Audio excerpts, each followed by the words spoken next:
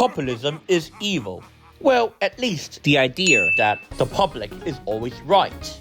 The recent fears over data centers is the most prominent example. First of all, before the AI boom in the last few years, data centers already exist. Where do you think cloud computing, the internet, and streaming came from? And concerns over newfangled technologies has always been a thing. At the turn of the 20th century, there were massive concerns regarding electrical wires. Moreover, ELITISm in other new technologies like nuclear power and fracking is what led to some of the concerns about data centers taking up energy use. There are even signs that some of the anti-data center push and also the anti-fracking and anti-nuclear movements were in part sponsored by the enemies of the West. And unfortunately, data centers are now becoming more unpopular, leading to some populist movements on both left and right, calling for either regulation or even a moratorium. This isn't to dismiss valid concerns about new technologies. And to be honest, I actually do not mind a few regulations of my own, especially when it comes to the aesthetics of data centers.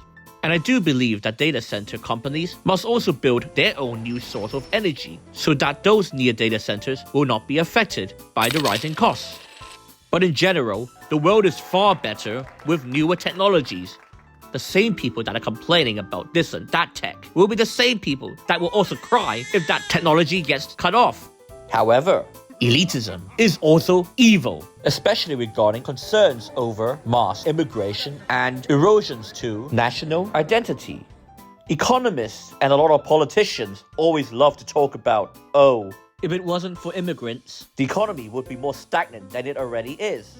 First of all, whether that is true or not, those propositions are still very insulting as it assumes the dominant national culture to be dispensable.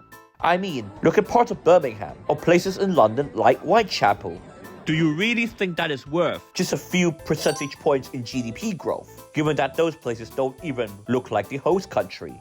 And even claims about economic growth may be overstated, as Japan has similar stagnation, so at an earlier date, and from a national cohesion and continuity standpoint, it is doing way better than a lot of Western Europe. And Poland, with way less immigration, has better economic growth than the UK. And what is funny about all of this is that most of the politicians and parties who support mass immigration or contributed to the problem in the past are facing a huge backlash in the polls.